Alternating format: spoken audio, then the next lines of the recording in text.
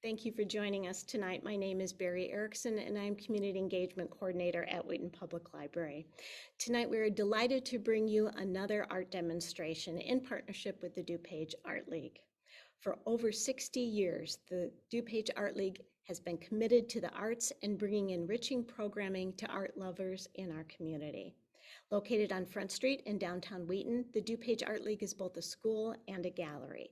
They are dedicated to promoting and encouraging the visual arts through classes, workshops, gallery exhibits, and free public fine arts programs. Their classes and workshops cover a wide variety of mediums and are designed for all ages. The beautiful storefront gallery and gift shop is open to the public. We are grateful to the DuPage Art League for arranging tonight's art demonstration by acclaimed artist James Swanson. Jim is a signature member of Oil Painters of America, the National Oil and Acrylic Society, and the American Impressionists Society. He will demonstrate how to create interesting color mixes, distinguish warm and cool tones, and how to nail the focus of the painting and keep it prominent. And with that, I'm going to turn the screen over to our guest artist, James Swanson. Thanks for being here tonight. Thanks, Barry. All right, am I live? I'm good. You are. Again, there we go. Hey, thanks, Barry and the DuPage Art League for having me come aboard and do this. What I'm going to be doing tonight, I'm an oil painter, of course, and I do a lot of teaching.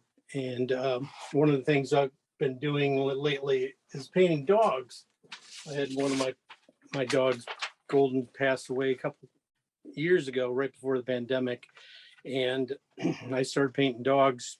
I painted him and he did really well out there. I got a lot of nice feedback from it. And so I took it a little bit farther, started painting people's dogs once a month or once a day for a month, and sold the paintings back to the people and took the money and gave it to a dog charity.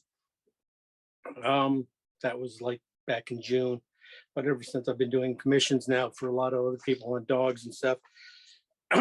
So this one though, I'm going to be painting this one here today, and this is Fenrir.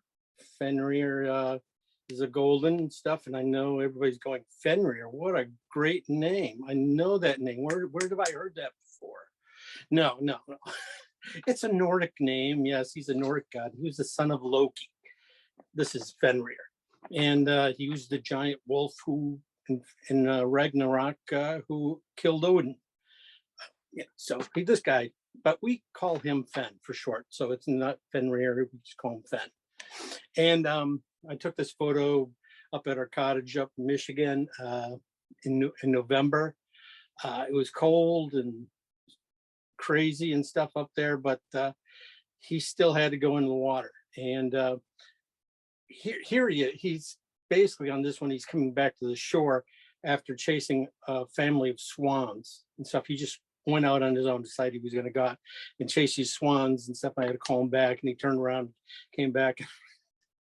I just took this picture when he was coming back, and I said, oh, that's pretty nice. I kind of like how this breaks up. And so I figured, I can make a painting out of that. And as you can see, I will. Let's see, I was going to go through the design of this. You want to pull it up, Barry? I don't know if I have any control over finger pointing on it. I usually can go through this, but sorry, I removed the spotlight, and I'm going to go ahead and pull up that for everyone to take a look at. So okay. Now they're all seeing your reference photo. Oh, I do get it. Thank you. Oh, I was hoping I was missing this. Hopefully I was going to be able to draw a line. Oh, I can see. Okay. I'll be able to define this out a little bit more about Fenrir and stuff about this painting and stuff, what I'm looking for in this painting and stuff. Basically, I'm going to be painting a lot of big shapes, especially when you're doing water, big giant shapes and stuff. And as you can see, you can see these big shapes, especially in the water as they start coming up here. They're almost like triangles, giant triangles, and going on in here. They're going to be verging or coming right to his head here and stuff. That will should right there makes the painting right there. It gives me the line of the painting, shows me gives me the design and composition. So it's gonna go pretty much. I'm gonna not concentrate too much on any of this little stuff. I'm gonna really go for the big stuff first. Make sure I get in all these big areas of masses of grays and warms, darks and stuff. And then I'll get the dog, and then if I have time, I'll come back in and put those guys in. That's my plan. I'm working out the plan as I usually do. My process when I paint is usually always the same. I try not to vary from it, no matter if I'm doing plein air or painting in the studio. It's always pretty much the same thing. Making sure you have a good design before you even start. And then after that, making sure your colors are right, and then make sure your drawing's right, and then go ahead and dive into it. And that's what I'll be doing today. Fen here, he's pretty good. He has a nice, really nice line, nice curve to him and stuff going on and stuff. We got a little bit of a nice, some light here from the splash, which really, sets him off. You got this nice dark behind his head and a nice dark underneath. So, you got your lights and you got darks, you got your darkest dark and lightest light right next to it, right, forcing you to go to the focus. He was a dog. I mean, anything live in a painting anyway, like a person or animal or anything like that, they're going to draw your focus immediately anyway. But so this was pretty much of a no-brainer about finding the focus of the painting, right? So what I'll look at though, maybe instead of this line here is just a little flat and stuff. So I was thinking about I'll probably turn him just a little bit more down here, just to give him a little more angle at the bottom here, so he's looking like he's launching into here and stuff. And so this will make a nicer design, and that's pretty simple and stuff. Anyway, I think that's about it.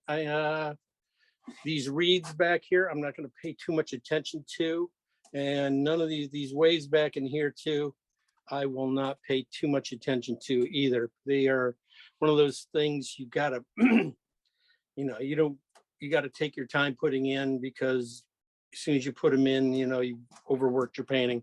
So I will get the basics in of them, but I'm not gonna, define them till later and stuff, which ones I'm gonna pick out to really show off.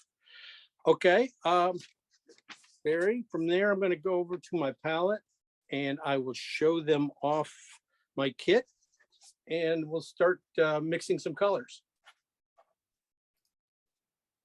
Okay, so we're seeing your palette. Thank you. Yeah, see, oh, isn't that a beautiful palette? Oh my God, that's so big. There we go.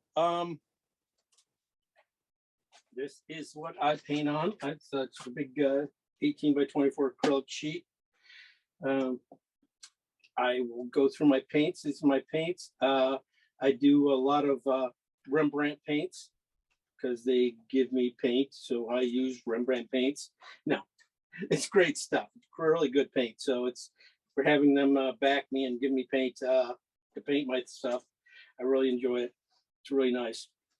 So I'm going to go through my colors I'm going to be using and my kit and stuff. So if whoever wants to paint with me, they can see my colors and stuff. Over here, I have my whites. I have permeable white, and I have regular titanium white. And the difference between the two, I don't know if you really can see it here, but permeable white's a cooler, bluer white than titanium white, which is on the yellow side of the spectrum. Over here, I do have some unbleached white that's left over from a painting and stuff. I'm not sure if I'll be using it. Maybe, maybe not. Over here, I got cad yellow light, cad red light, cad orange, yellow ochre. I think that's still good. Yeah, that's still good. Hopefully I won't need much more of that. Over here I got, I use a couple warm reds in my paintings and stuff. It's either Venetian or in this case, red oxide brown, transparent red oxide brown, or sometimes I'll use Terra Rosa. Just depends on what I'm painting and stuff. Change of the reds and stuff I feel will work out better. Next I have, this is either alizarin crimson, depending on your maker. Rembrandt doesn't really make alizarin crimson, so this is rose madder. Over here's my blue, and it's Utrecht cobalt blue hue. This is burnt sienna, burnt umber, phthalo green, and this is King's blue. So those are the colors I'll be painting for my palette. Get rid of those. Hopefully you guys got those. These are my brushes, of course, I'll be using. I paint mostly with my big brushes first. I'll be painting with these guys first, doing most of the damage, especially for this first part. I'm going to be painting the water first in my attack of the painting. Then I'll go to my smaller brushes, which are these 12s, and these are Rosemary synthetic ivories stuff. These are long flats. This is just a regular bristle brush, number 12. And then I go down to, I think this is like a 6. And then I'll run into like a 4 at the end. And then after that, everything else probably be with my knife. My oil medium is safflower oil. I use that instead of using any linseed oil or any of this other stuff. Safflower oil is what a lot of these paints here are this is the oil binder for these paints these days. Doesn't yellow, doesn't smell, dries pretty fast. You know, it's good stuff. It's cheap. And I clean my brushes with baby oil. And I use baby oil because it doesn't go up the house and it doesn't stink. It doesn't get in my lungs. I smell like baby soft all the time. It's just great. So I'm going to put that over there. Okay, good, good. All right, let's get busy. This is going to be lots of fun. I don't want to waste your time with, you got questions, send them to Barbie. Barbie will call them out and I can answer them. All right. I'm a pretty, I guess, classical kind of painter and stuff. I always work dark to light, thick to or thin to thick and stuff. And it seems to work out for me. So that's what I'm going to be doing today. I'll be working on my darks first. So I'm going to be painting basically the water for the beginning of the painting. And then I'll come back. Then I'll mix up those colors on the palette first, go back over, paint the water, come back over here. We'll mix up the dog colors. I'll probably mix up a couple of dog colors just to have, just in case I get going, I need edges and stuff like that, but nothing too much. Okay, thinking about this painting, you guys are gonna get lucky. You guys get inside my head and see what, oh God, it's scary in there. But you guys get to see what's going on. This is basically for me, this is like a burn umber type painting. I'll be using a lot of burn umber and stuff. So this is burn umber. I'm going to start off my palette. It'll be burn umber and blue. And I always make up 2 versions of these colors. This is going to be, let me see where you can see it. It's on the brown side. So I will take a piece of that and add some more blue to it. I should make up a bigger pile because I did decide to make a pretty big painting up here for some reason. So I want to make sure everybody could see things. So that's going to mean a little bit more blue there. Probably. Anyway, it helps paint fast. I mix my paints ahead of time. Because when I mix my paints ahead of time, I can see what's going on, how they're going to relate to each other and stuff. I want them to relate well here before I take them to the canvas. Because when I'm painting on the canvas, I want to paint. I'm not going to stop and mix paints. I try not to do that. I try to have everything ready. Okay, one of the things I do see on this painting and stuff is this front area of the darks in this area here are the cooler ones. Back in here, you have warmer ones. So I'm going to do a couple of warmer browns, but they're going to be with burnt sienna or burnt umber here. Sorry, burnt umber. Burnt umber and a little bit phthalo green. I use phthalo green instead of using Viridian. Why? Because Collie Wisson uses phthalo green in his paintings, and I love his paintings. And we use that. I'm also going to mix up a little more red into this too. This is for the back area here. I see a little green over here and a little green down in here, but I see some warm red back in here. Usually in the darks, everything goes. What reaches your eye first are usually warms like reds and stuff like that. The weird thing about this one is these cools in this front area are hitting me first, and that's just because of the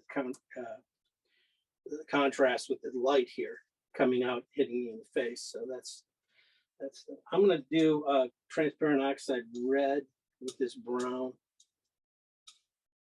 A little more. Did not change it. More burnt umber and oxide red just to get it the right value. It's a little red. So more brown. Hopefully I'm not pull any more out. Just take a little green, shove it in there. Gray, kill some of that red. I'm going to be using that for back in here a little bit to warm this area up here. So those are the colors I'll be using for one more. I always said do that. Oxide or phthalo green, and I'll be using here a cool alizarin with oxide with phthalo green going together. And see, that's a nice black. And when you blow it, it really comes down, it becomes a purple. I need that color because when I take a piece of this, big enough piece left. Hopefully, I might have to make bigger piles. I'm going to add some titanium white to this. And you can see this beautiful gray that comes out of this.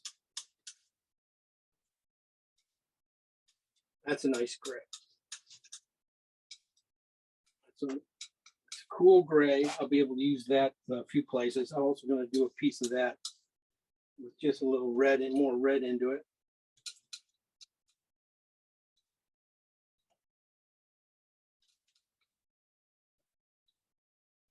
And of course, you don't see this really too much in this photo, but you will. These are pretty much farther back and stuff in here, but I got to have these colors because a lot of these darks in here are going to end up being, when they get cut with the white, they're still going to be very warm. And to set those guys off and stuff, sometimes you need cool colors next to them. So this color here is burnt umber and blue, and it is on the burnt umber side, and it makes this kind of a very nice, beautiful, warm gray, one of the better cool warm grays. So I have some cool grays, I get some warm grays. This one is on the blue side. Make sure, and I add enough white to it. You can tell it's different than this one, and it's not really changing too much. I'm going to add just a little King's Blue to it. I use King's Blue sometimes just because of it's a really weak blue color, and it will just shift it a little bit. Or if I have to go back over here and bring this in, and it could shift it pretty quickly. There you go. I got a nice cool one there. I'm gonna just keep going. I'm sorry, you're gonna keep going here with some burnt umber and transparent oxide and add some white to it. I might have to do a little. No, I'll be okay. This is gonna do this work. I'm always talking to myself. And if you guys weren't even here, I'd be talking to myself. I have very good conversation usually too. That it could be just me. Anyway. All right. I think that'll do it. And I'll talk about this as we go and stuff. Trying to make sure I got the cut. So again, color wise, I have over here, this is phthalo green and alizarin mix. Looks like it's on the alizarin side, just a little purple. Here's burnt umber and blue. This is burnt umber and blue, but this is on the blue side, that's on the burnt umber side. Phthalo green and no, this is burnt umber and phthalo green. And then I did burnt umber and some reds and stuff over here and stuff.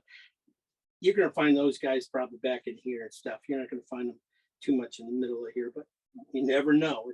Sometimes it's nice to have a nice streak in there. A second, get my monitor back up. Okay, good. I'll be painting off a monitor, and I won't be using this photo that much, but I'll put it up there for you guys. Hopefully that looks just a little light. Some of these colors look a little light.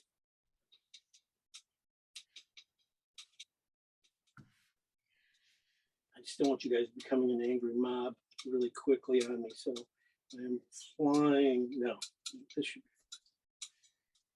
be. And as I go, I'll probably be mixing these colors together a little bit to get all that variety of all the colors in here.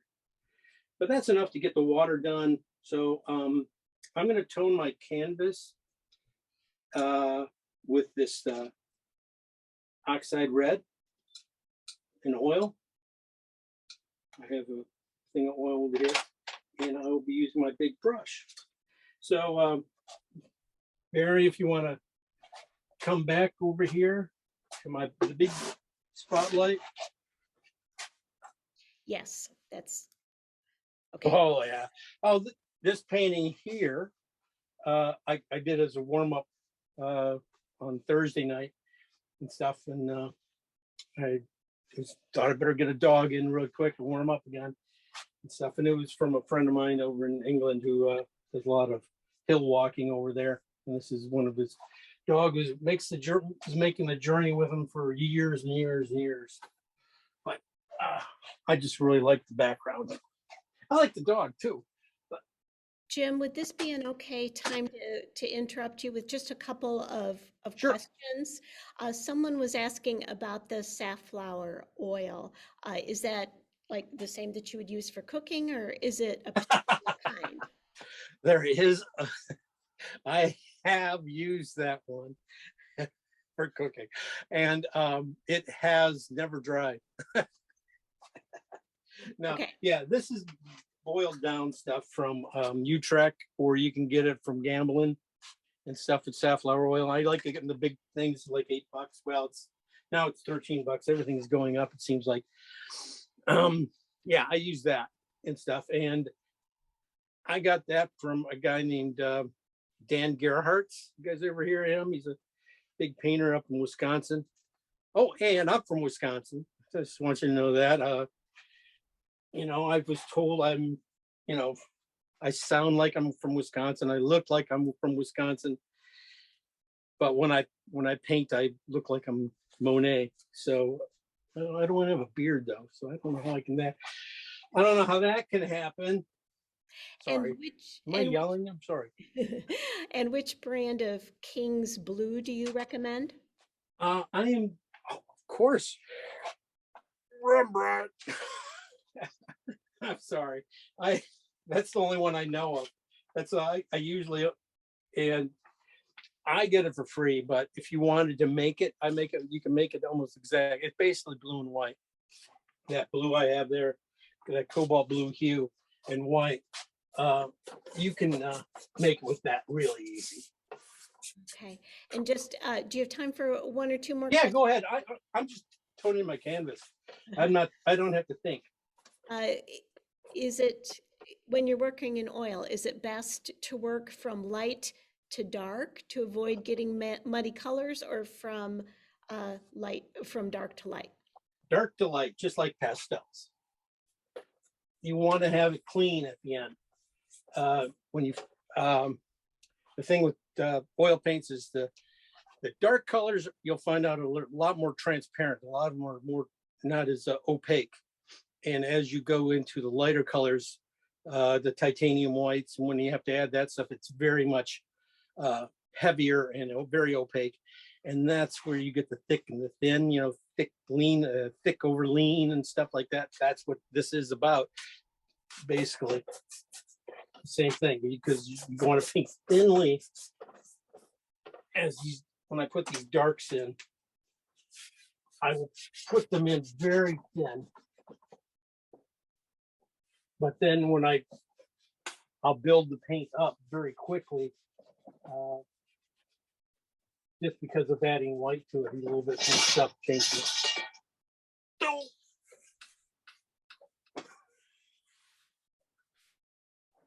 The whole place is going down. All right, I'm just toning this canvas. I am working off this is Centurion oil primed deluxe linen canvas.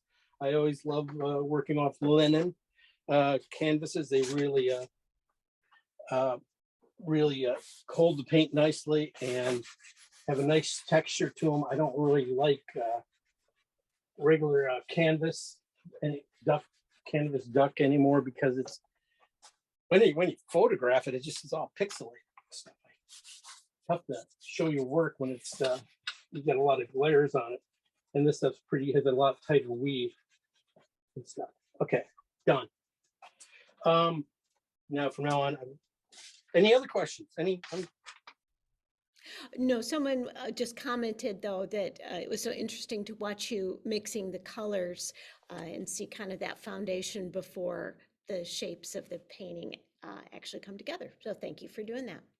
Oh, no worries, no worries. Yeah, that's pretty much, you know, how I work, you know, all the time, you know, even with my classes and stuff. Doesn't make, you know, I'm sorry, I'm just drawing the dog's head in here a little bit. Just to tell me where the things go. And like I said, I was going to give them just a little bit more. Oh, here, let me put this up here for you guys. I don't need this. I'm looking at my monitor anyway. Also, I put like a little grayscale on the side here of my painting of the things here, because I can really judge how dark things are going. And that's usually where you get off, is trying to find the right value on these things.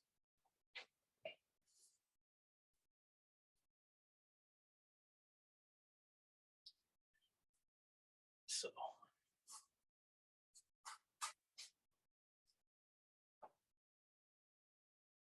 most of this won't make a difference yet.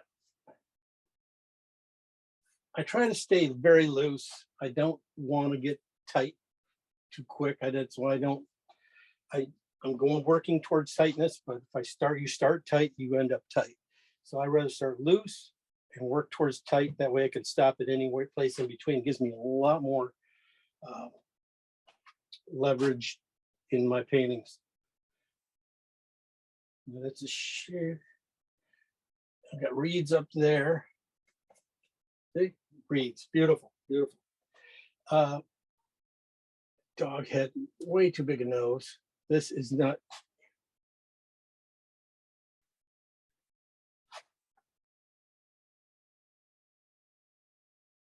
So that will come. I want to get this area here. So think about the waves and stuff, how the waves are going to go over them and stuff. Sometimes taking them up, I don't want to be too even here, so sometimes I'll just kick it up, wave up a little bit higher and stuff, just to, so I don't have an even stream here. So just it's a little tighter than looser again. So more interesting. And that, and then that. Nice dot. Gonna be really nice, real dynamic, having a real diagonal going through here, coming through from both sides.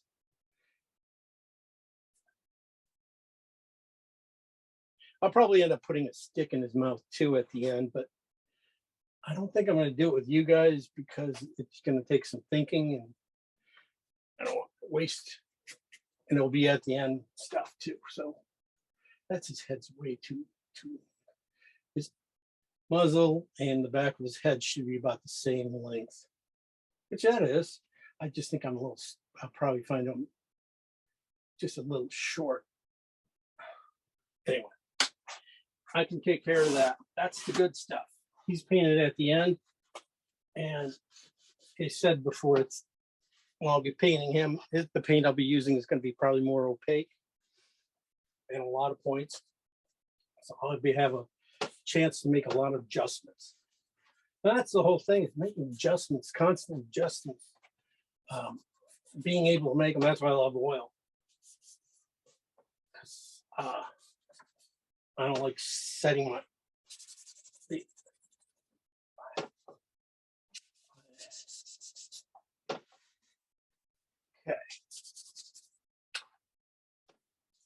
a little oil in this. I can almost do a drawing to draw this out. Another thing why I like these linen things, I can really just pull out. I can take this all the way back to the canvas almost any time. So my drawing, like that out a little bit cleaner. Okay, waves there, waves there. A little more leg. There's a little leg showing through in here. Just a transparency in the water. Didn't mix up the color. So we can. And then there's this stuff. Okay. All right. I know this is. Look at that. I mean, a kidney gardener could have drawn that one. Probably did a better job. I'm sure there's probably somebody there's kid who's saying I can do mine better, which is probably true. Anyway, I'm gonna start throwing in my darks right off the bat. I'm gonna go pretty much like I mixed them up. I'm gonna put in the burn umbers and blues right here underneath. I'm gonna start off with the burn umber and blue though, and put that in. A lot of times with canvases and stuff like this too, just to get them to start effectively grabbing the paint and stuff. I love to tone it down, to put the tone in and stuff, because it just grabs it so nicely. Jim, while you're doing that, can you talk about creating depth with warm colors at the front and cool in the distance, or how you do it? Oh, that sounds like a student's class. Students, yeah. No, yeah. That's the whole thing about the spectrum of color. Reds, yellows come forward, blues, purples recede in space, greens are in the middle. Who knows where they are? But so that's why when I paint warms, usually are in the red tones, reds or yellows or something like that. You know, they have some of those colors in it. Those gonna make sure they're in the front. And when I go back in here, I'll put the cooler ones in the back. And that way you get this spatial feeling of this. Like I said, on this one though, it's just slightly different because of some contrast. And sometimes contrasts in colors, brightness against darkness, overrule those. even when they're, so yeah, but I do love painting warms and cools, and that's where I'll be getting in with my my grays and stuff when I get in here and stuff. Right now, I'm just playing with thinking about this section here, trying to make sure I got this dark in right. I want to make sure, because one of the things is getting these your darks in here early when you get them in here, because you don't want to, I don't mess with them. I try to put them in and leave them, except for this one. This one I have to put in over paint because of the way it moves and stuff. I'll never want to be able to paint around that thing without screwing that up. So it's better to just do this way. So right now I'm just laying in some dark here. This is for the front. There's a little bit of warmth in here too because of the burn umber and stuff. But I think I was talking about this back one. This might going back in here, going with a little more green in it, and green and a little red too. And these guys will mix in with the background just a little bit. I want to put this in really cleanly though. So I'm gonna put that in, get that back of the head.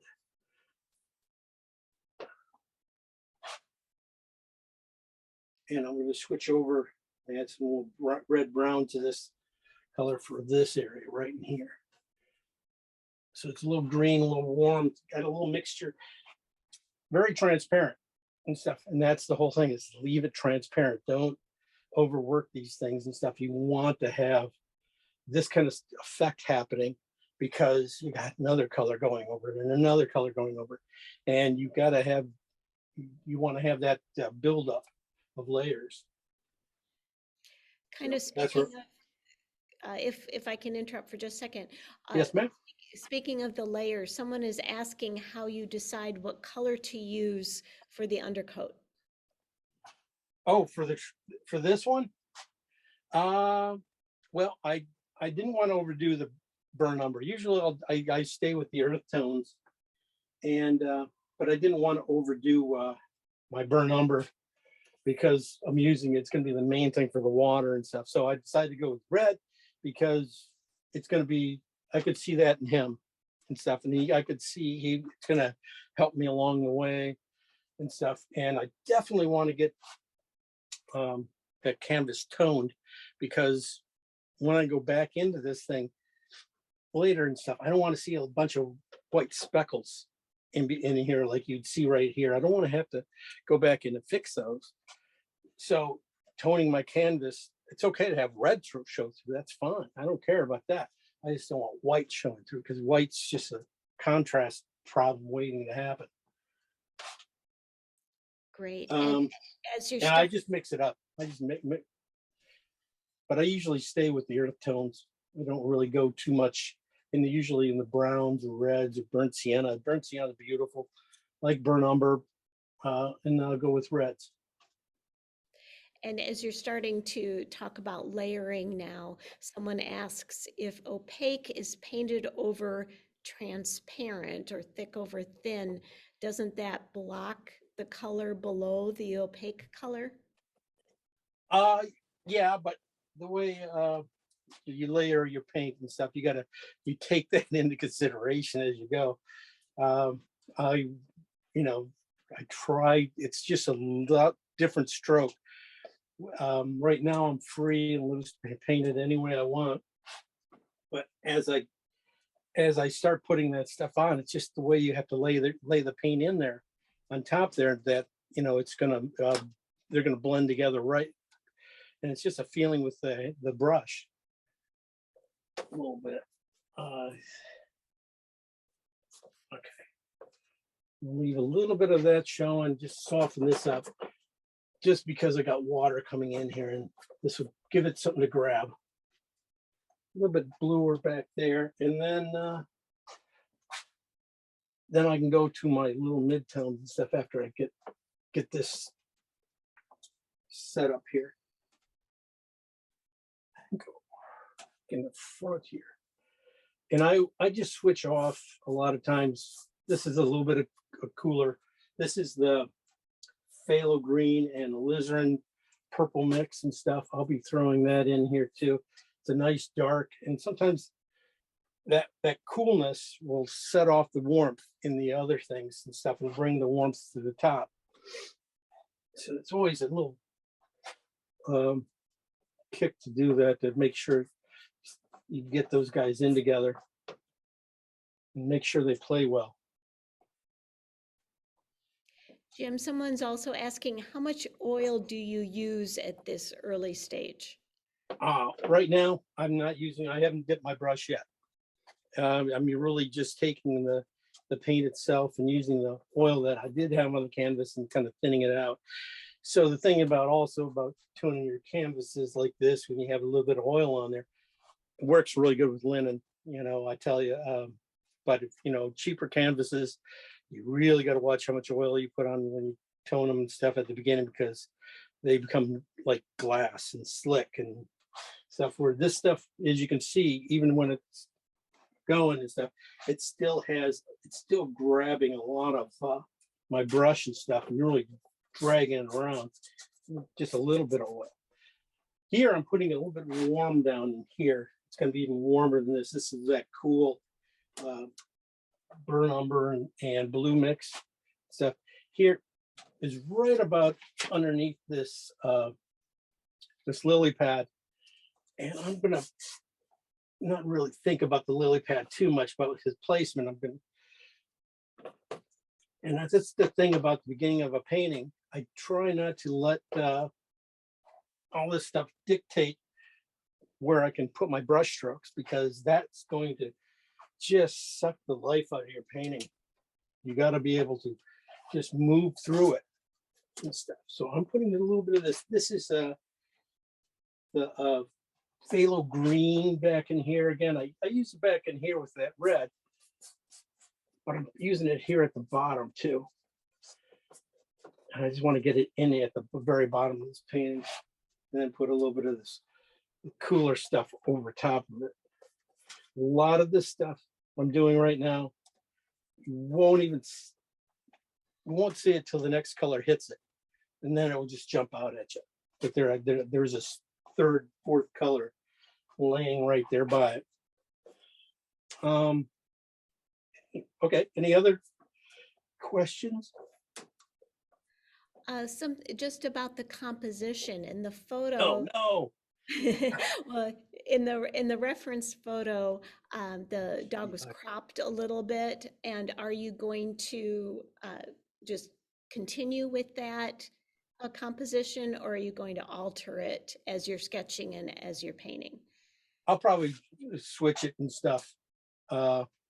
Yeah, that's the thing about painting like this. It's very loosey goosey and stuff. I can switch things around and make things bigger and stuff. That's the great thing about oil stuff. So yeah, the composition, I'm sorry, the composition was cut off. This is the same photo that I sent out and stuff. I just added this to the side of it. So you wouldn't, mostly everyone, the one I sent you, I didn't have that on. This one I did for myself, really.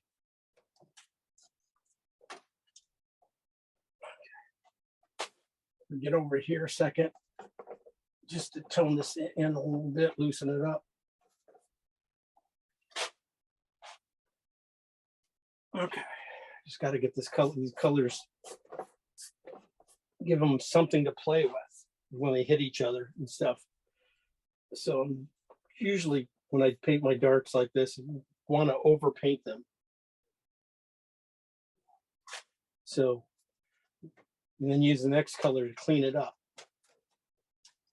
Now it goes here. Okay. I know I'm going to lose his legs. I'm not going to paint his leg. I'm going to lose his legs somewhere in here. Okay. And I'll get a little warmer right there where it's in here. Whenever I go warmer, I always go a little bit red. So try to find red, even in these very darks and stuff you got here. it looks really dark and stuff. But if you put a red in there, all of a sudden you start to see inside there and stuff. You start to see in here a lot more. So that's one of the things I always look for. All right. I think there we go. Thanks for joining me. I'll be here all week.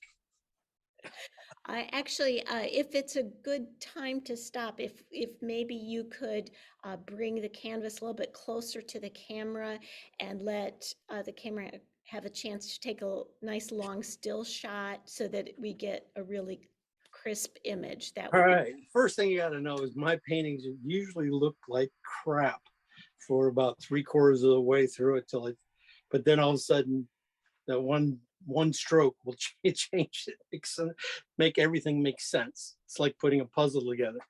But yeah, here, let me pull it up close and you can start to see some of the colors back up top and down below here. I probably look too close. For some reason, I picked out a horizontal to paint when I probably should have painted, a vertical to paint, and I should have painted full to horizontal. But oh well, it'll be fun. So great. Thank you. I am going to now move on from there and move into my midtones for the water.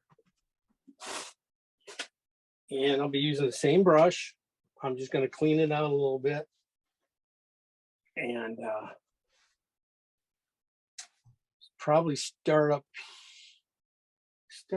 here behind him and stuff. Let me see if I got the right colors here. Speaking of brushes, someone was asking what types of brushes you use for the toning the canvas as well as drawing, and now as you're starting to work on the paint.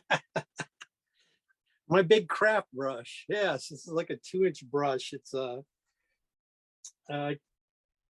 yeah, I was getting them in 3-packs, like from Joann Fabrics. Here, let me see. I get these brushes. They are craft brushes, but they are made by here, let me put it up here. Royal Langnickel, which is a great brush company. So these are they're low-end brushes, really low-end brushes. You get 3 to a pack and they're like $20. But this brush is excellent. I mean, look at that line. I've used this brush a few times and I get a line on it just like that, and I get a width that much, and it's very flexible, and I can get like every brush in here, and just by twisting my wrist I can get pretty much everything I need. Like I said, I think I was going to start back in here, so that's why I like it, and it just really puts on the brush really nice, and I just twist it off and I can start to get the transparency I need, which is, of course, that'll be fun. That'll be fine. I'm going to make the other one, the front needs to be warmer anyway, so that's going to be like start being my cool section. Probably should be a little bit redder.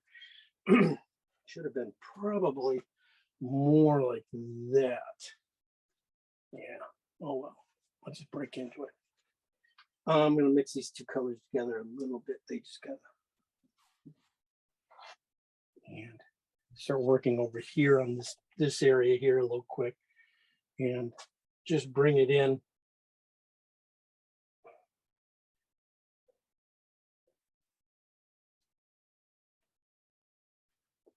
And get the big, usually I try to work shapes.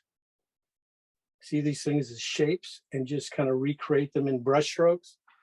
And usually you start off with trying to make them simpler brush strokes, but as you get going and stuff and get better and better in the use of your brush and stuff, you always want to start trying to find more unique ways to go about making a stroke.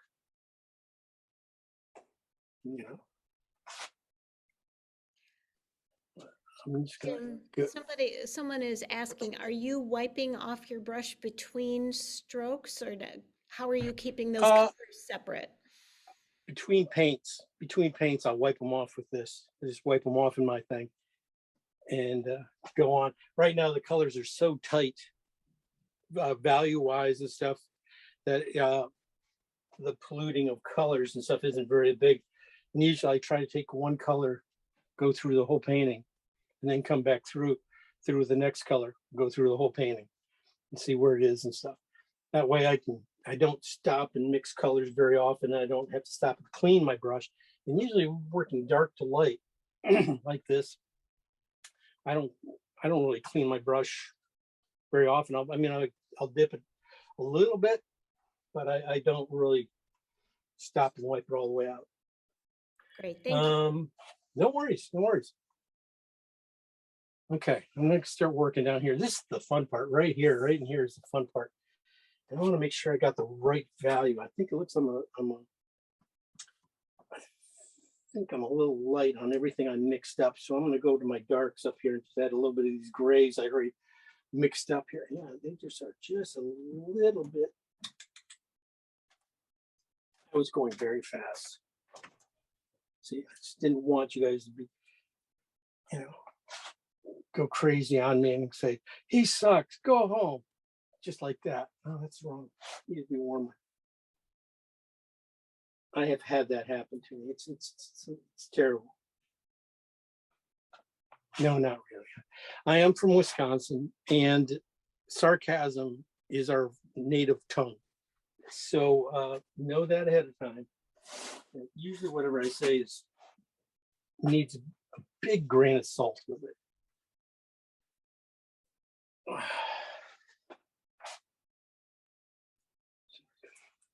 Darkened it up. Now I got to lighten it up. I'm trying to get this color right here.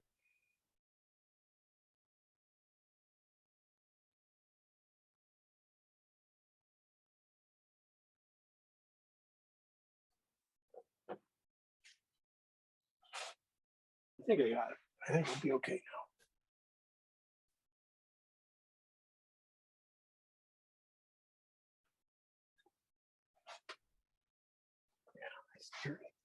And it's starting to get a little bit warmer down here at the bottom.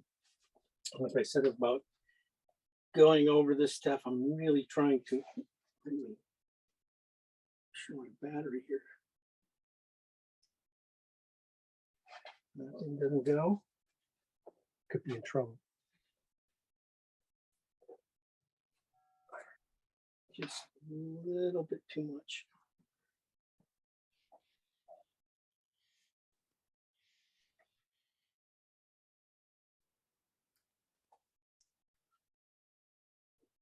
So I'm going to leave this patchiness too a little bit going on down in here, because it will. One of the things about water painting, when you ever paint water and stuff, it's usually less is more on those guys, definitely. The less I do, usually the better. So I'll go by about the design here a little bit and stuff, but it's really all about the stroke when it comes down to it. Matching up strokes, trying to find the stroke in this chaos of water and stuff, what the stroke is.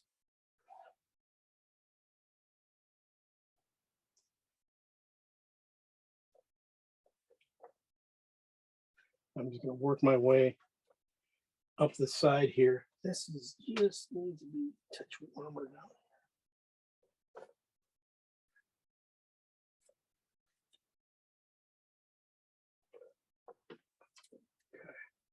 Like I said, my paintings usually look like crap like this, pretty much halfway through. And all of a sudden they'll just take shape. Do you have any particular tips with regards to painting water?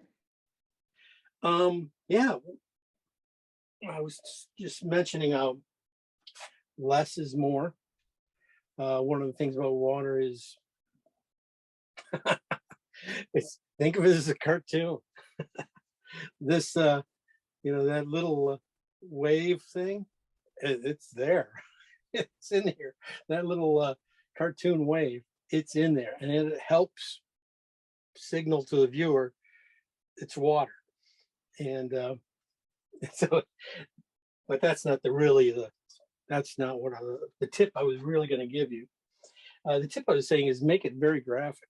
Don't worry about edges. Edges, I mean, yeah, I got a lot of soft stuff going underneath, but this top stuff, the top, as I get to the top heavy stuff, the darker, some of these lights and stuff like that, they were going to go in very cleanly and very graphically and just paint the shape.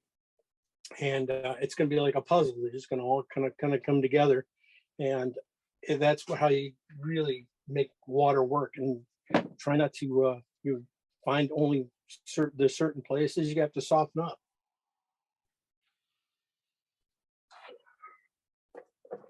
Need to lighten this area here.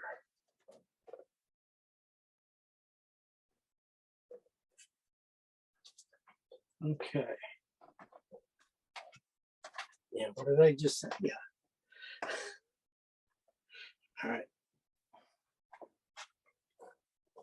Darken this in just so here more. This side here of this guy.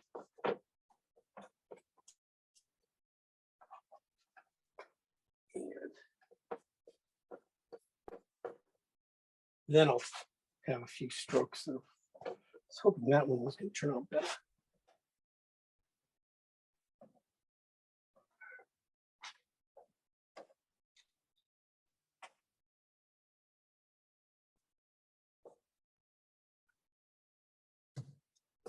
Okay. Yeah. And then rings. Rings are always the big thing. Getting those dark rings always help with the water.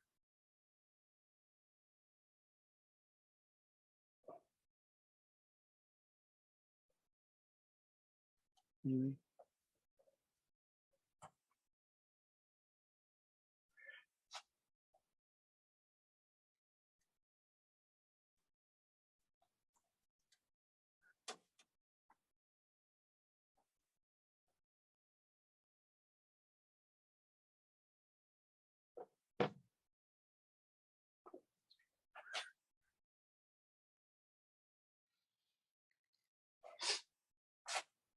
Jim, someone's asking, once you have your composition kind of blocked out, how much do you refer to your reference photo?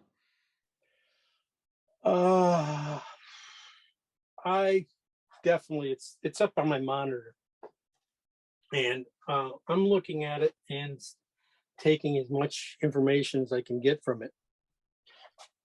And you change some things around, but I'm still trying to make sure that some of the colors are right, and that the drawing's right. But as you go and stuff, you do lose.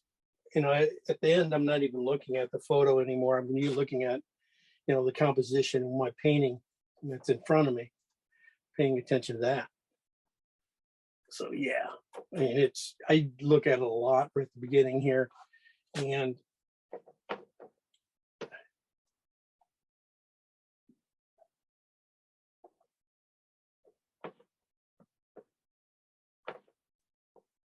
it's all right. My head's in the way. I gotta reach a little bit here. Also about the things about waves and stuff. They are three-dimensional, and you just gotta have a dark side and a light side. That's what I was working on in here. Not as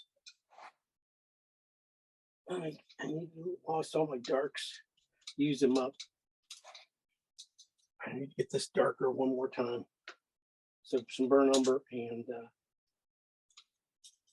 blue here. One more shot, and then I'll come back and we'll mix up some dog colors. But I gotta get this.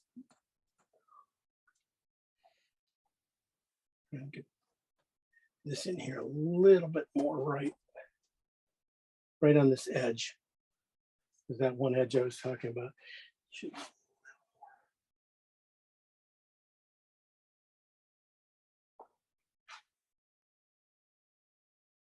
there you go.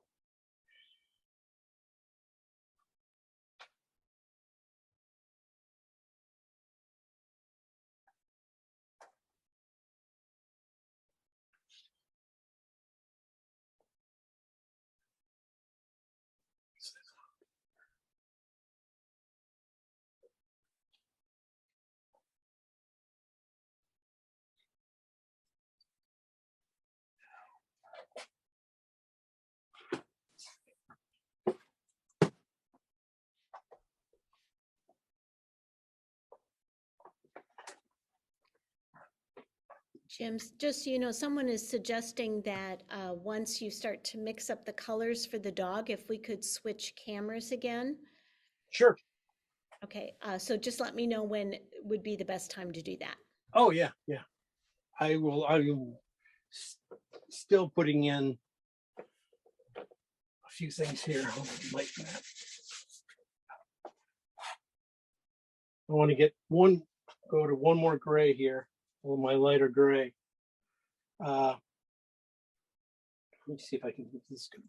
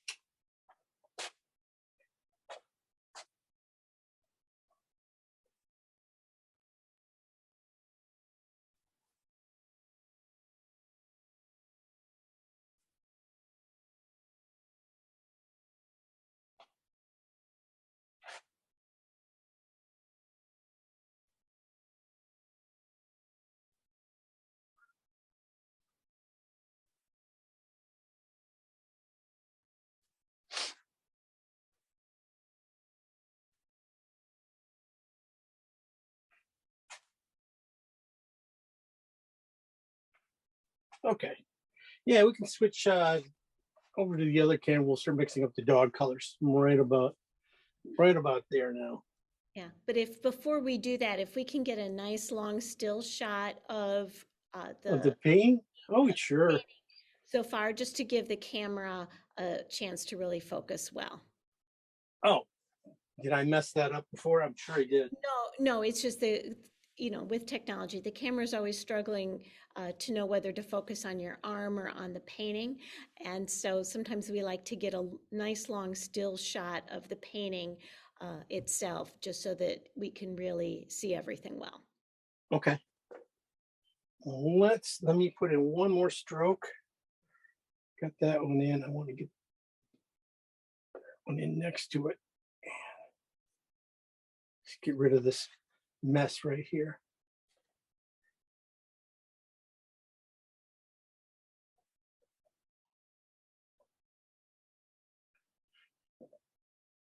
Sorry. I'll be touching it like that forever. But right now, big strokes, big ideas. Now, let me get it over a little bit. Now, get a lot of glare on it.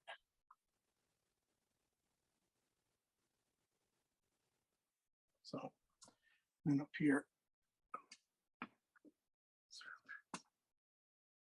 Not the best camera work here.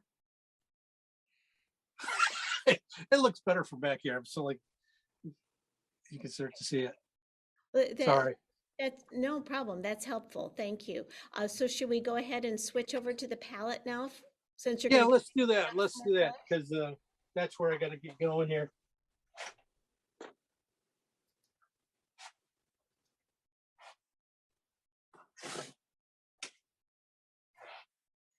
All right. I'm going to keep these colors around and stuff. But what I'm going to do now is just basically don't need that much. These guys right now. We'll be using these things to help figure out the dog for before he fits in the painting itself. Here, let me grab this.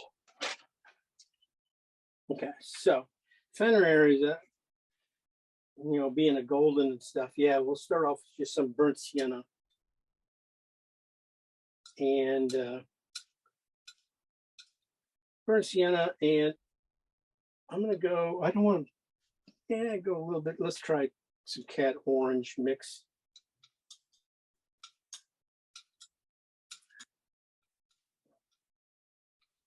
Of course, it's never going to match this. I'm working on my screen up here and stuff. So this is going to be pretty much too dark, but I'm going to take a little piece of my piles and mix it in here and get it to be about the right value. This probably be some of the darker areas and stuff.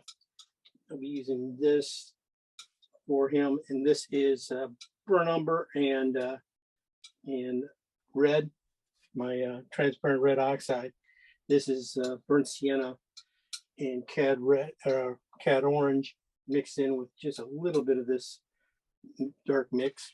If I add a little white to this, I'm going to go with white. I haven't used any of the cool white at all. I have it out. This is just take some titanium white in here for the basic. What I want to do is get the real basic tone of the guy.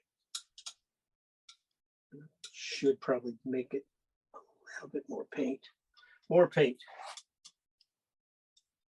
Okay. And yeah, he's a little richer than that. That's the thing about white. It will just kill your painting if you use too much white. So I will be going back and using, I'm going to use some cad yellow too in here to warm it up. It looks a little pasty. I'm going to go with cad orange. There we go. All right.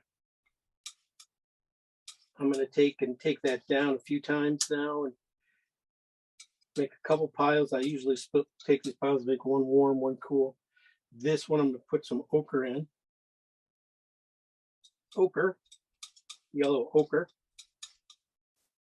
It's not going to change. It looks like too much, but when I add white to it, I still want it to kind of pale out too much. That's not bad. That's a kind of nice color. So I'm going to save some of that. But I'm going to add my white to it, half amount. And this will start to be getting into highlight areas and stuff of them. I don't want it to be too bright highlights and stuff. I want to also have some color in there. Being an impressionist, modern impressionist, I have a few colors in there. We're going to have some cools, warms, and stuff like that. But that's a good starting point. This one's still another piece from that. I have not done anything with. I'm going to put some cad red into this. I have not used cad red, and cad red is definitely going to be in here. I can look it up here. Yes, he's all over that. That's going to be nice. Have that. Also, I'm going to break this down one more step too. Add some more white to it. And just, you never know about a highlight stuff. Usually, that's probably going to be way too light for me up here. So it's probably going to have to go a little darker. And yellow. Okay. Speaking of yellow, I'm going to take this one. Just keep adding to it. Just more cad yellow to it to warm it up. See, there's your golden color. You don't need much of it because it's gonna, it will become gold all on its own. I just don't want to paint it all that color. Also, I'm going to take it down one more time because I got a couple yellow highlights I see. And whenever I have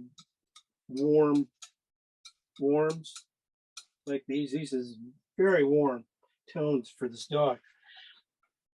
You gotta have cools. You gotta find some cool colors. It's usually, you can find them with a alizarin, which is a cooler white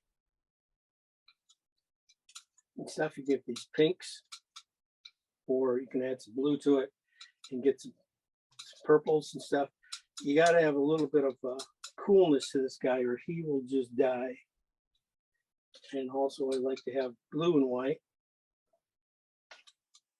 in here too. This is a little bit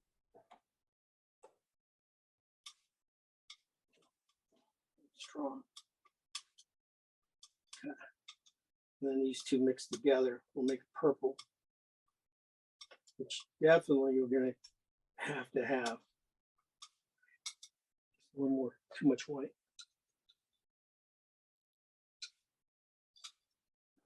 Mid-tone purple here.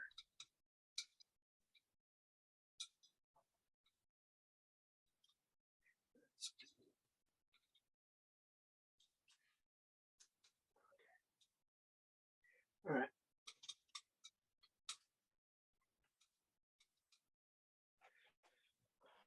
Let me see. I'm going to probably also have to do some of these reeds back in here too. And I'm probably going to be able to use some of this stuff here just by putting some ochre in it. And get some of these reeds and stuff. You never know, like you'll find a spot for it up here. A little redder than that, so I'll put a little cat red into it.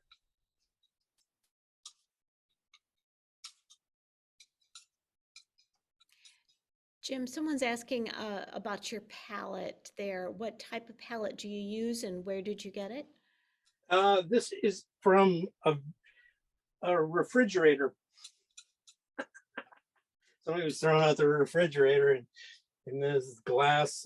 This is just a glass shelf in the bottom.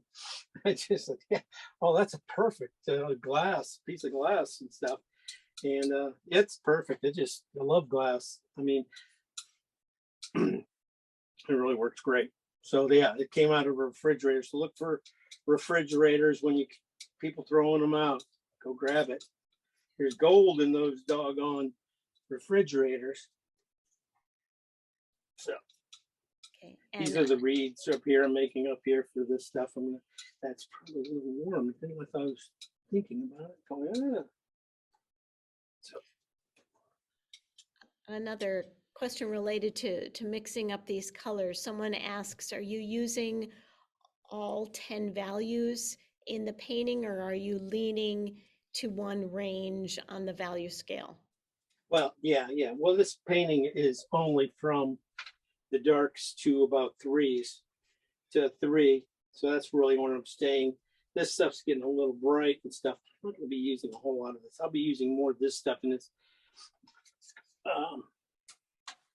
And then these reeds back here. That's not turning the red I wanted. Yeah, so I'm just cutting down the amount of colors and stuff. I won't be doing a full range and stuff. I usually try to keep it very tight. Let's say if I had time, I will do probably do one of these guys, some lilies and stuff too in here. I'll just use these guys here with some. Let's try ochre first. I hate going to cad yellow right off the bat, and make my greens out of that. Should have just went with cad right off the bat, and that will start getting me into this thing. So I will just be using my palette here and back and forth, mixing these guys up. And is that your standard palette that you tend to use for all your painting? Yes. This is it. This is pretty much where I live. Someone's mentioning that Ace Hardware will cut glass or a plastic sheet that might be similar. And Yes, I do. I do have a traveling one where I did use plexiglass and stuff. And what I do is on the back of the plexiglass, I use gray auto primer, and I spray it, spray the back of the panel, so it's transparent. So I'm not working off a white. You know, I'm working off a gray tone. So when I judge colors, I get a better sense of colors instead of the contrast of white. Sometimes throws things off because I'm not even painting with white on my against my canvas and stuff. So good question, good answer too. All right, I said I wasn't going to mix any of these guys up, and I did anyway. So now I'll just be using everything in here pretty much, and then just using these guys just to fill it up a little bit and stuff. Okay, let's go back to the other can and get a few things in. Let me see. I'm just gonna grab a new brush.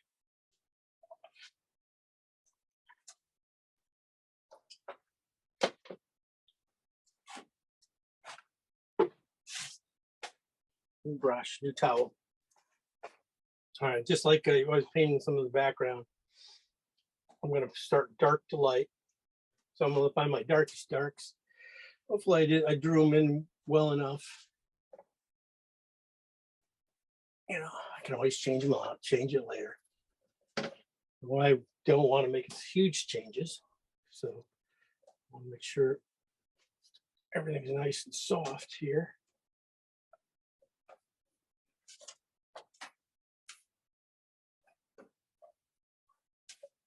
My best brush, my fingers. And yeah, I don't wear a glove. My fingers stay pretty clean. I usually try to keep very clean.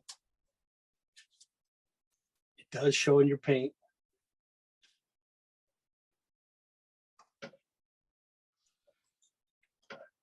Just drawing that out. All right. So pretty much all the darks are up here in his head stuff. So I'm not gonna,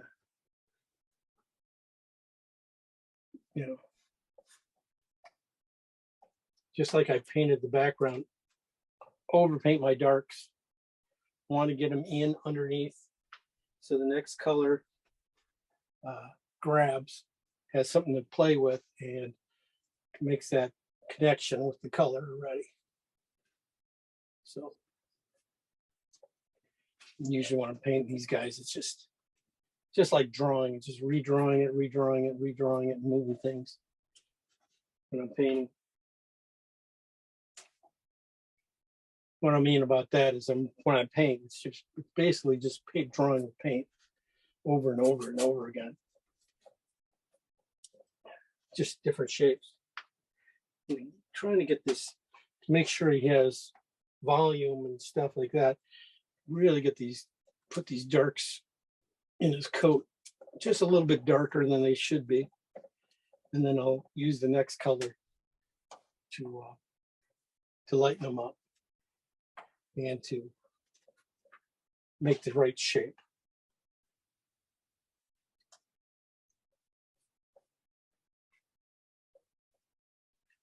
And even when I start to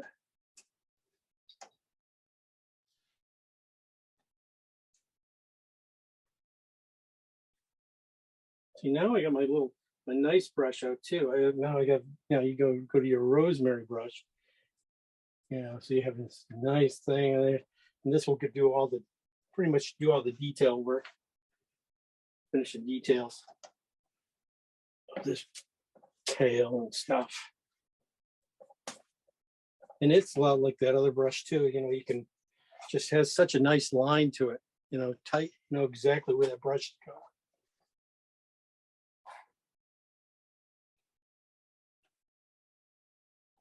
All right, let me get to that his crown of his head here. That's a little bit, really has some nice orange into it, coming over to his eye, where his eye is going to be. And I did pick a side view for just slightly off a little bit more than side, but that was just for demo wise. It's a lot easier, a lot less drawing. You draw legs and everything else too.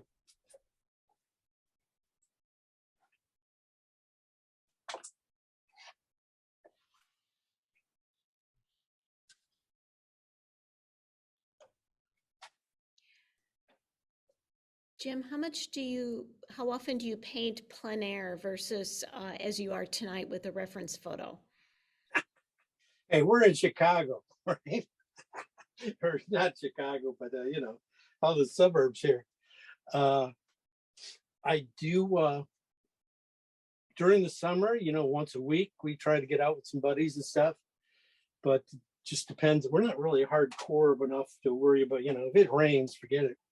We'll just Zoom and paint our own stuff. But we do like getting out there, and we just go out to the forest preserves around here. Let's draw it a little bit longer. There were a couple of questions about the canvas as well. Do you ever paint on stretched linen canvas, or do you always use flat panels? Mostly flat panels. Bigger stuff, I just did some 36 by 48s, and they had to be on stretch canvas because you can't, you know, make panels that big and stuff. And I'm sorry, what is the size of this one? This one's 20 by 24. Mhm.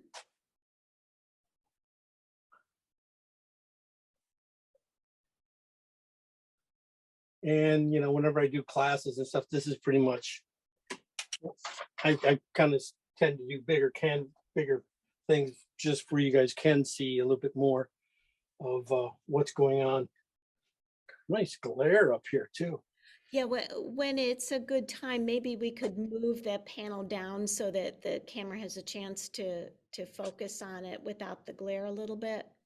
Move it down that way. Well, or just angled a little bit so that there's less glare, perhaps. We can try. We can try. You know, you wouldn't have to continue to try to paint that way, but maybe we could just hold it that way for us, you know, there like that. There, perfect. Just so the camera has a chance to really focus in. Thank you. Good. Great, thank you. Yeah. I don't see that glare here and stuff, so I'm working without it. No problem. That's why we work together. Good. Thanks for telling me. Get a little more dark right in here. Oh, I got it up here. You'll be able to at least see the head here. I started putting in shoulders here a little bit, just probably off a little bit drawing wise. And then, you know, getting reflections in these waters and stuff too. Shove those in a little bit here with the colors and stuff. Just, they're going to mix in with the water. The water, that's where they pretty much are in real life. So this is a good time to, you know, work those guys at the same time as I'm doing this. Well, while you're working with the water, someone has a question about the movement of the water. How do you make sure that those strokes to indicate movement don't become kind of isolated and kind of wormy? They ask. Yeah, they got.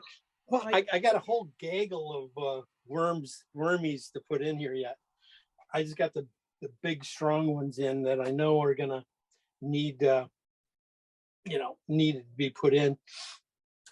And then there'll be a lot of softening going back in, and it's just being able to soften one edge on the thing, and pretty much it should fall. They usually fall right into place. So that's what I'll be doing, and that's usually finishing work and stuff. But as long as I got the big strokes like these ones in place to lock me into where I am, I can get everything else kind of like to puzzle together a little bit. Color wise, yeah, I'm just going through my colors, basically still keeping them very dark, keeping this stuff. I got to get that stuff underneath, because when I lay the colors on top, I want to be, want them to mix a little bit and do a lot of the work for me. I'm a very lazy painter. So I like to get as much done, as much done here without me doing much work, and just concentrating on the drawing. That's why I pretty much, set myself up to do here. So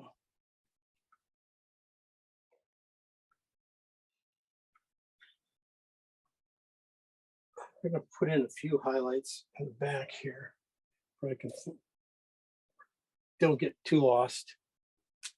People always want to jump ahead and get the highlights in right away, and you can't. You got to work the painting and then come back and get those guys. But I just want to, in that case, make a few markers. I don't want to bore you guys too much without seeing what I'm going to do here.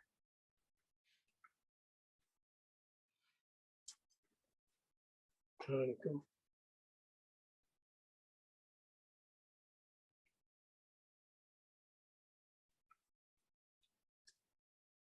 That one there. Stroke back in here.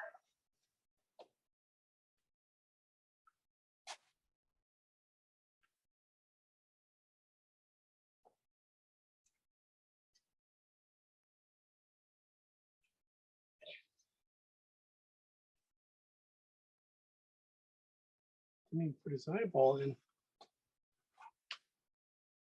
Poor Fenrir, I didn't even put his eyeball in. Poor dog. What was I thinking?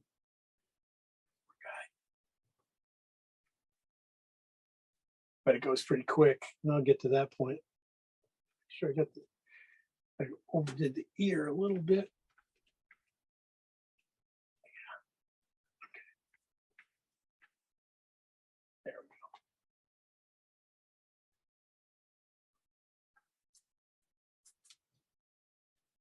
go. Okay.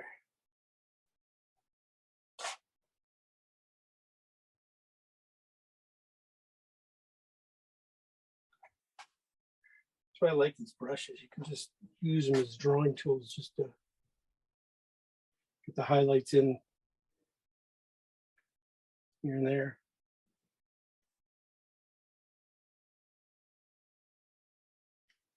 It's not 9 o'clock, is it, right? 8 o'clock? It's 8 o'clock. We've got about half an hour. Yeah, you are our slave driver. No worries. Well, as usual, you will, of course, have time to finish up the painting, and then we'll include a nice long still shot of that image at the end of the recording. Okay. It's all right. I should be pretty good. I should be able to get him. As you can see, he's coming pretty quickly. Just by,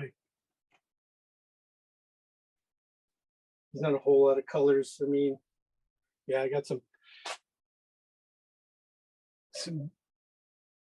pinks and blues to put in there and stuff like that. But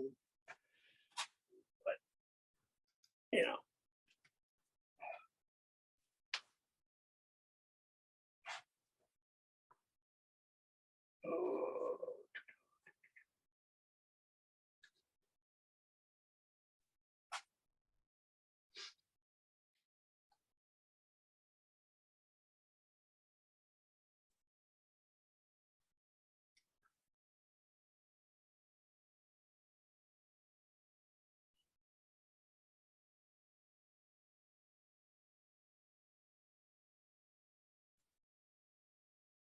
that little guy. Okay, now look for some reflective colors in the water. I'm looking for reflective colors. So they just have a little bit of this brown in them. So basically it turns to a little green-ish.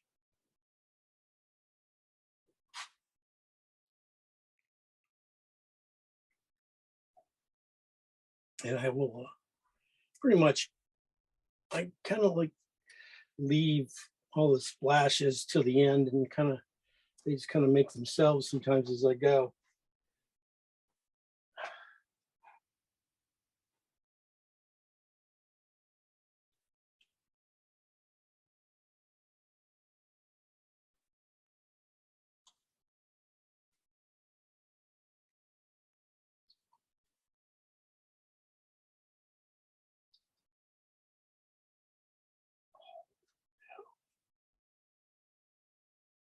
Sorry,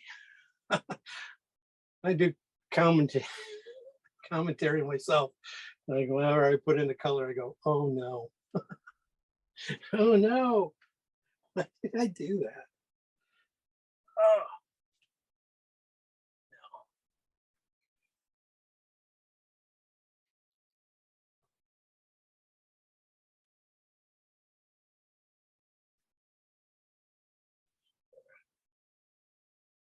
that's a little too bright.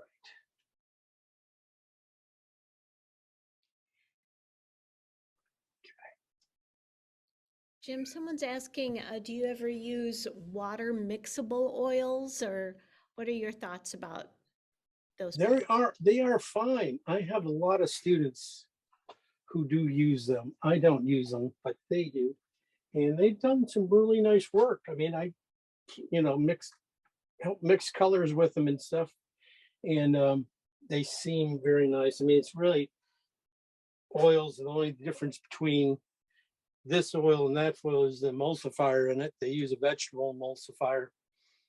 And it will just, you can use water-based paints with it and stuff. And I think it's probably even better than acrylics to use myself too. And because it doesn't dry as fast.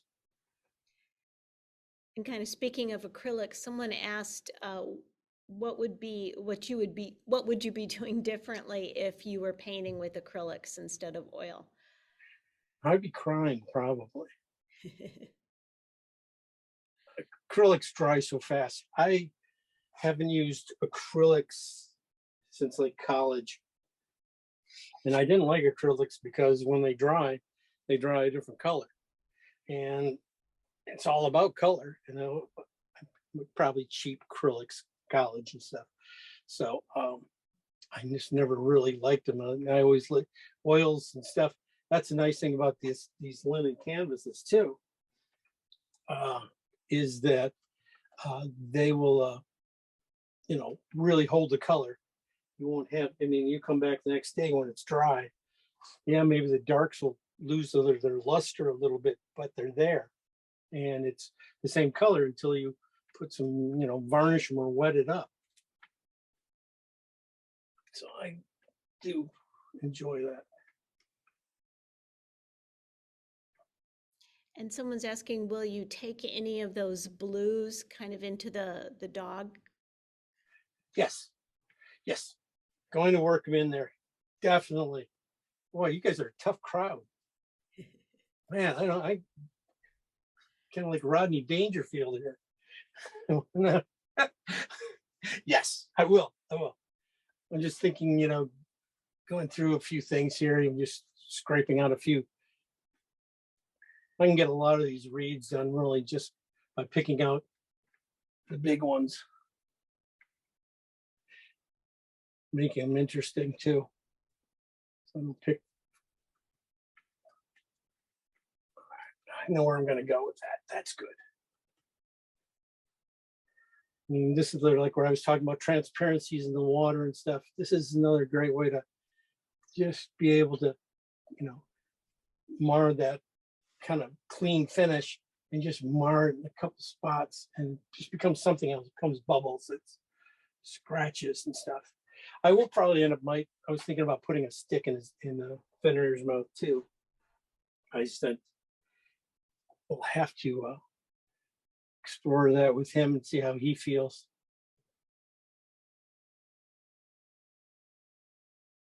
Okay. His eye. Let's put his eyeball in real quick. That'll make a lot of sense. Don't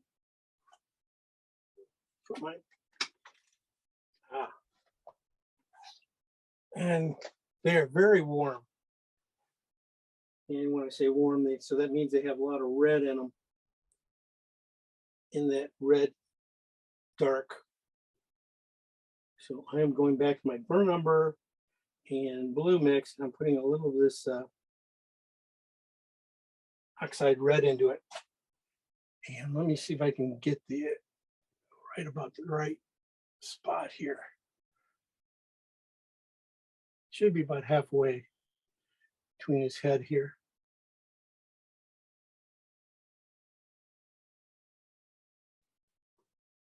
More red down the bottom, edge here.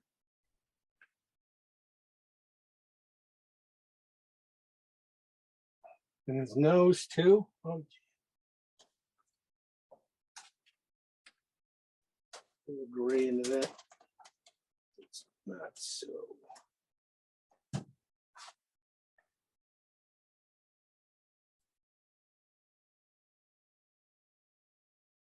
Basic shape, and then I'll come back and put a couple of highlights in and correct it all with the highlights.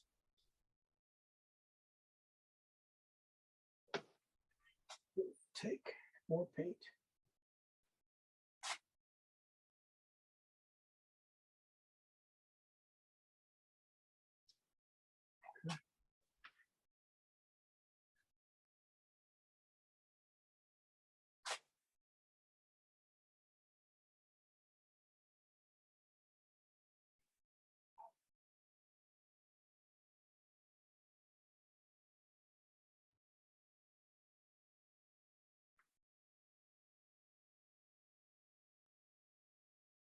We'll clean up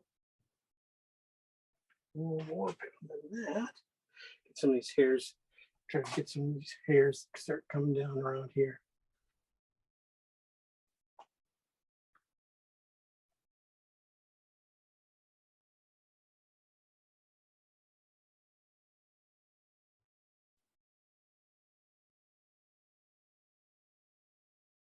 A little more highlight.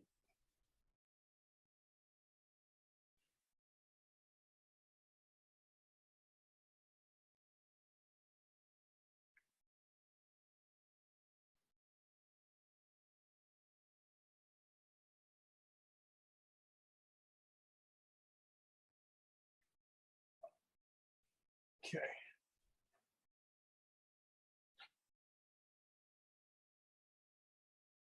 Now I'll start working a little bit of pink in there, pink red in a few spots here.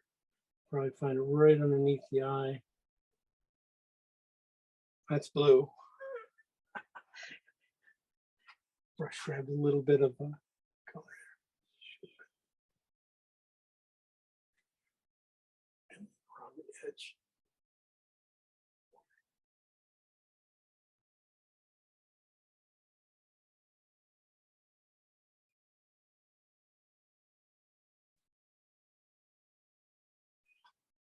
Okay.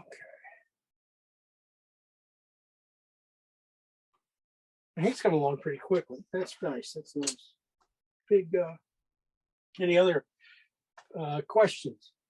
Well, when it's a good time, if you're feeling pretty good about how that dog's looking, if we could tilt that panel down a little bit just so we get a really good clear image of that without the glare. Okay. Again, when it's convenient, when it works for you. All right. I'm just gonna put in a few reflections. Let me put in a little more reflections in here of his feet in the water and stuff. I want a little light back in here. I change it up a little bit. There are a couple more questions about materials. Okay. Do you only use brushes or do you ever use other tools? Yes, I use my finger a lot. No, I use my, I always will, my palette knife will be the last thing I bring out to make in another thing. Also, wait a second, I do have a new tool. I just get this new tool. It's really, it's what's it's called again? It's called a, by Princeton, it's a palm thing. It's almost like a kneaded eraser for oils. I use this thing and you can just, you got these things that can almost go back to, really just go back, cut in here and just go right to the canvas and stuff. If I had a problem here and stuff, I could just bring it out. And there's a lot of times, it's kind of handy because of a lot of times when I do get dark paint, I need to get a lighter or something like that. Sometimes it just messes up and takes a lot of paint. Just never goes right. This, you can almost go in here and just, erase out. Like if I was going to put this lily pad in here. So this is really nice.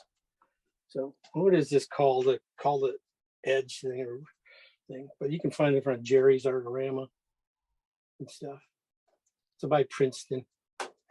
It's rubber and stuff. So Great. And someone else was asking about the type of varnish that you use. Is it permanent, and is it matte, satin, glossy? I will end up using a glossy, and it will be either depending on the paint. A lot of times I try to use like Gamvar stuff because that stuff's really great. You brush it on and stuff. It's really nice. But if I'm in a hurry and stuff with it and stuff, I'll use a spray. I use with a Kmart varnish. Kmart varnish and stuff. I'll use that, and that works great. And the nice thing about the Gamvar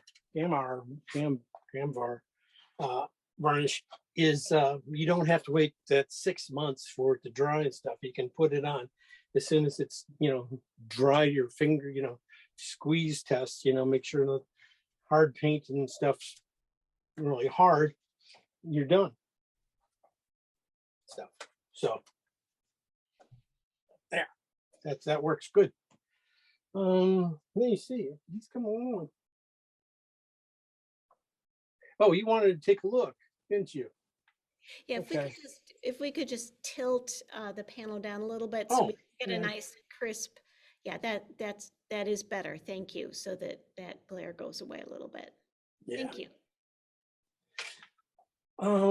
Just give me like a 10-minute warning, and then I'll bring out my big guns and finish this thing up. Right, and don't forget that we have that nice slideshow to go through as well. Oh, no one wants to see my work. I beg to differ. Yeah. Yeah. Most of the stuff I'm doing now here and stuff, putting in these reeds, is also when trying not to fill this in, making sure I got enough negative space in here that these guys aren't just gonna, I don't want to just fill this thing up with a lot of lines, making sure I'm picking out the right ones to use and stuff, and that they're going to help the composition and not just be too busy. So even back in here, getting the ones that kind of point to this guy and make a design, nice directional thing. But that, okay. A little bit more on him, and yeah, if you want to pull up some of my work that you guys can look at and you go, oh, this is going to be a lot better than it is now. So to be clear, would you like me to show the slideshow now, and you can Sure, we can do that. about the pieces, and I'll advance the slides for you. You do that, and then I can magically take this one down and put up the other one that's all finished. And everybody will get a big kick out of it.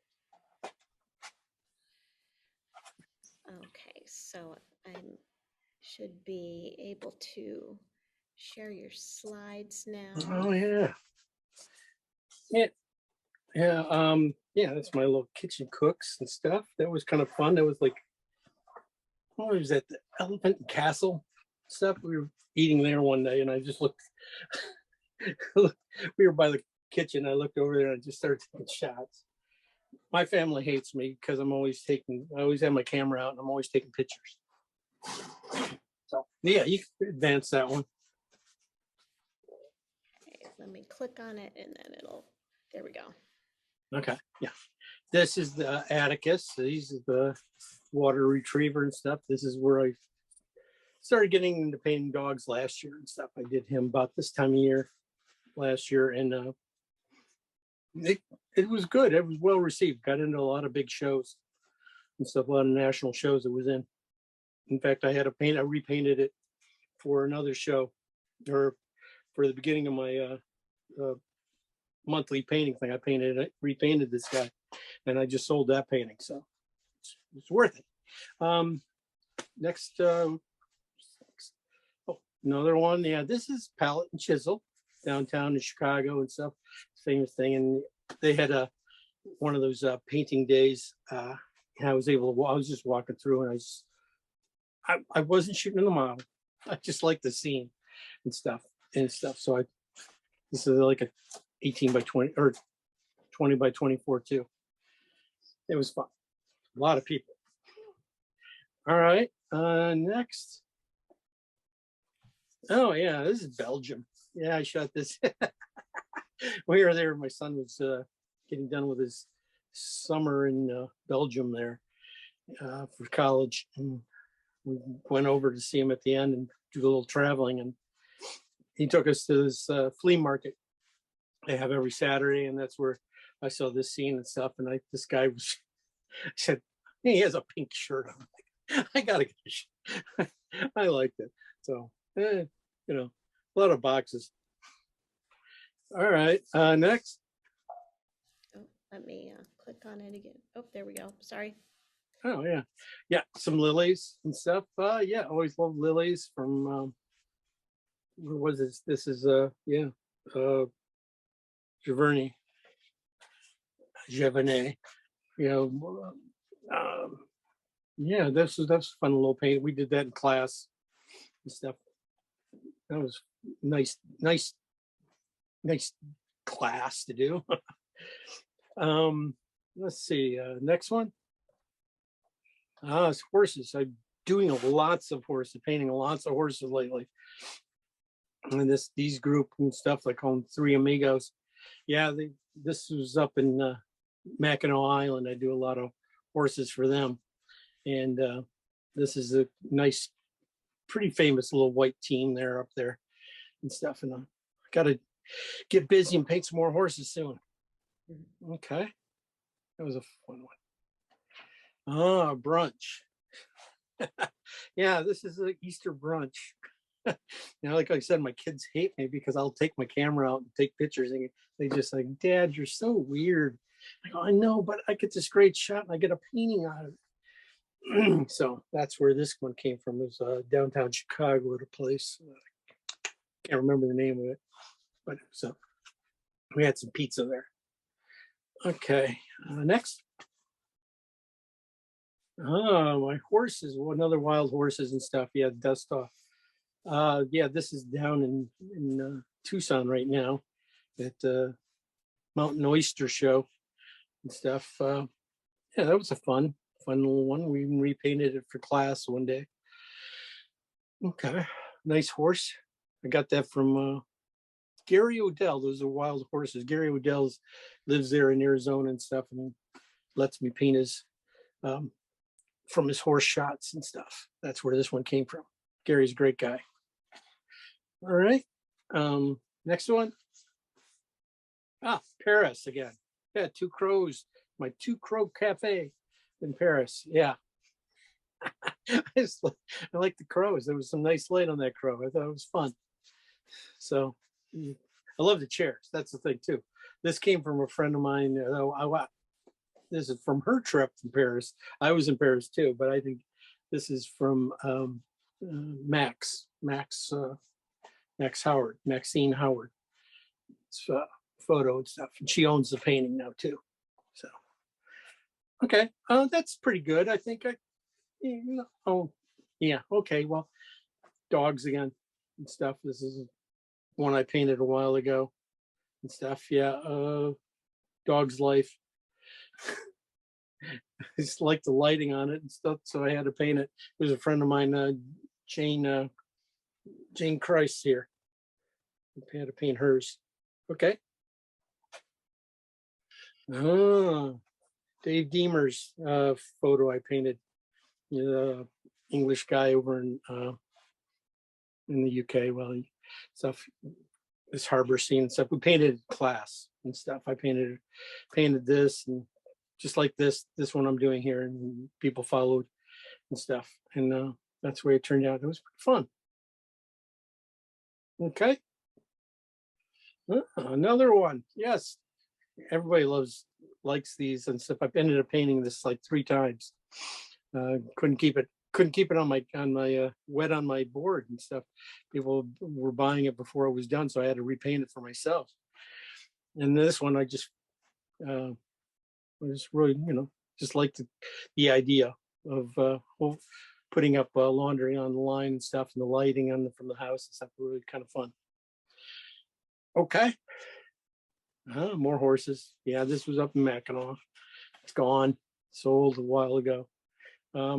Just like big horse teams. I just love painting the big horses and stuff. Okay. And Chicago, Wells Street or Monroe Street Tender Bridge. And a few pigeons and stuff. They were fun. Winter too. Mackinac Island again. Yeah. So that was fun. Oh, and one of my big ones I had to send out to Arizona and stuff. This is a big canvas. Yeah. That was lots of fun to paint.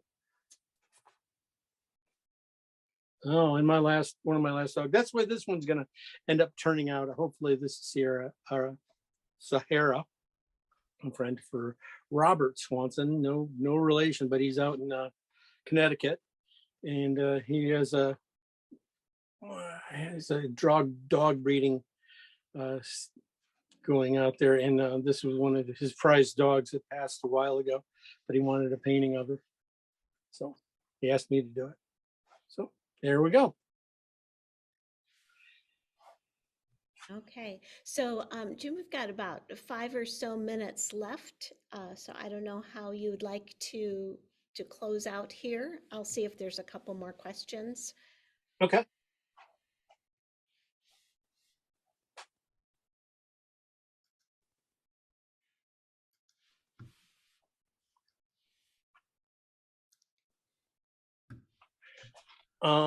Basically, I'm just going to put in a little bit of knife work, and that will be pretty much this area right here on the painting. I'm going to put that in. Make sure I got the right color here. Brilliant. We've got just a kind of a couple stray questions here. Sure. Someone asks, do you ever do like a black and white value study or a value sketch before you start painting on the canvas? I do my own drawings ahead of time. I will do my sketching and stuff, but I don't do very deep. Basically, it's a compositional thing I only do. Most of the work I'll end up doing is more on with Lightroom and stuff, is getting my compositions right before I paint it. At least I have the roadmap to go.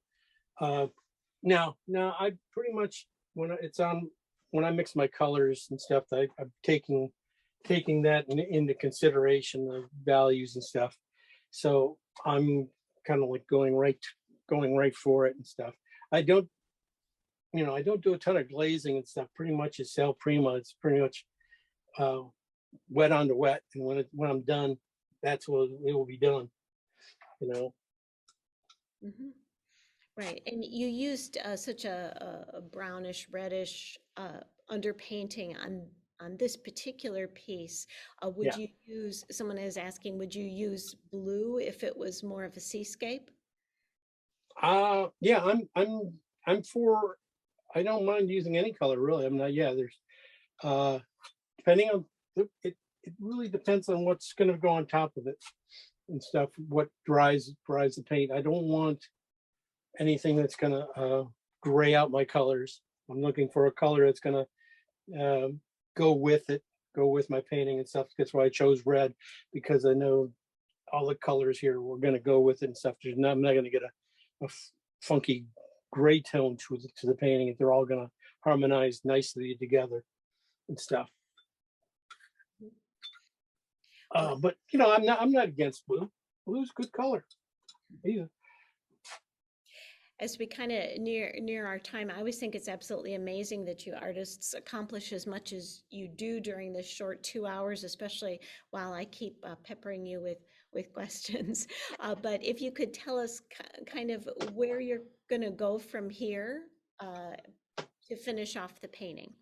Oh, yeah, yeah. I'm just really gonna go in here and noodle out a little more hair.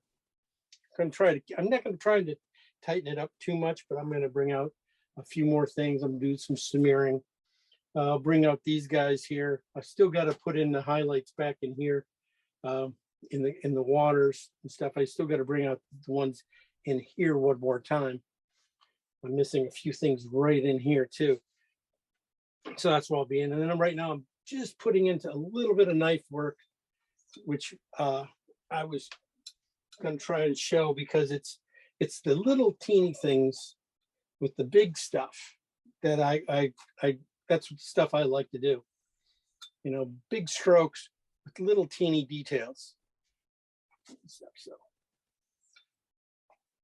and yeah, that is about it. I mean, I was hoping to get a little bit farther in this, but now, I do have to do some checking and drawing checkings and stuff before I go too much farther on this, because yeah, there's no need to go too far if it's drawn poorly. Now I can maybe get in front of it and look at it and see, go, oh, that's why it looks so elongated, because I was painting from the side, which Well, happens a lot. So you gonna know another look? yeah, Or I don't know. that's great. Thank you. That Yeah. takes some of the glare off. Well, and we're getting lots of appreciation and praise for all that you've taught us tonight, as well as it was just so nice to see that slideshow of your other pieces. So thank you for What are you trying to say? This sucks. So let's show the good stuff where you could show him that, yeah, he can do it, but he just, no. This will turn out really fun. This is going to turn out really nice. I just need to get in front of it. I promise you guys will get to see it. I'll send you a yes. copy of it. Yes, exactly. You're gonna finish it up there. Actually, I think it's amazing the way it is, but you will finish it up and send us that image, and we will add that as a long still shot to the end of the recording. So we do have the privilege of having this program recorded, and so we will be putting that up on the library's YouTube page in about a week, after our IT department does a little bit of their magic. I'll also be sending out a link to Jim's website and a few other connection links in an email to everyone tonight. So again, we're just getting a lot of appreciation and praise Oh, in thanks. the chat and in the Q&A. So thank you so very much to you, Jim, for doing this wonderful art demonstration for us tonight. And thank you, of course, to the DuPage Art League for making the Yeah. arrangements. And we hope to see all of you again in about a month for our next art demo with Spencer Meager. So thank you so much. Have a wonderful evening, everyone. Take care and stay healthy.